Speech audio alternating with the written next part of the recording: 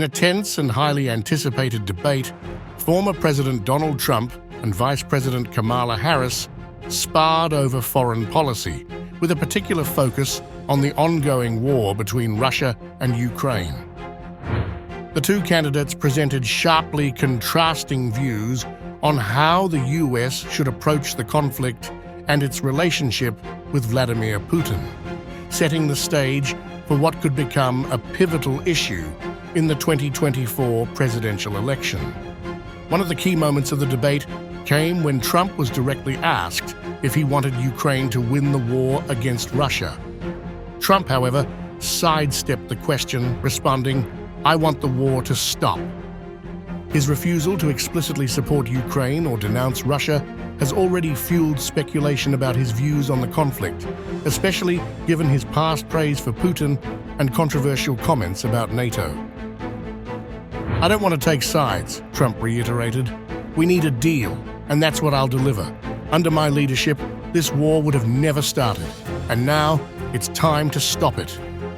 Trump's comments mirrored his long-standing emphasis on negotiation over confrontation, positioning himself as a potential deal-maker who could bring peace.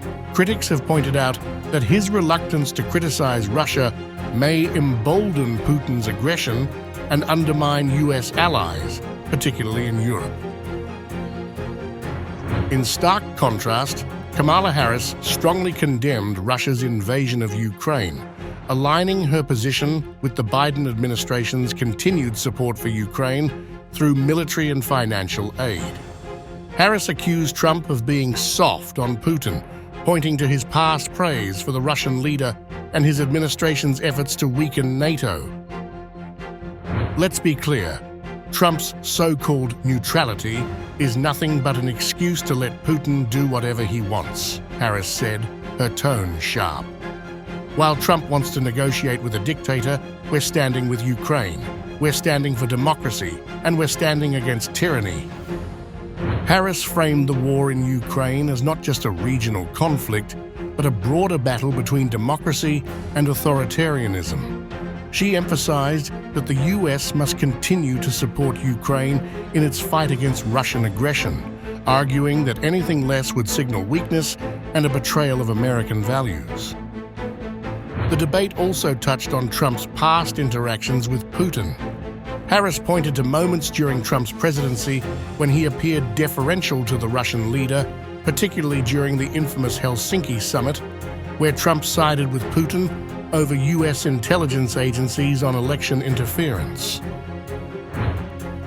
Let's not forget that Donald Trump has always had a strange affinity for Putin.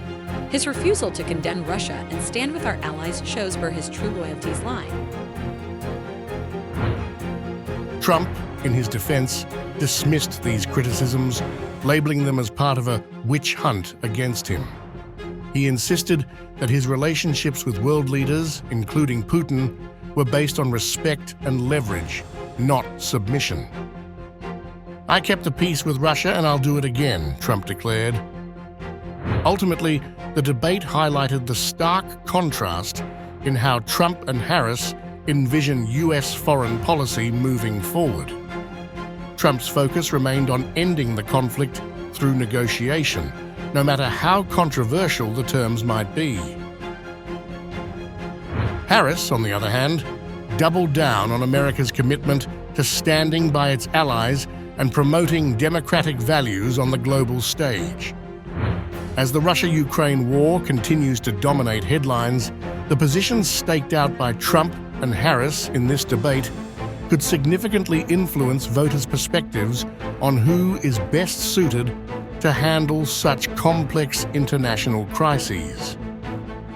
Both candidates made it clear that their differing approaches to foreign policy will be central to their campaigns, with Putin and the conflict in Ukraine serving as a key battleground in the race for the White House.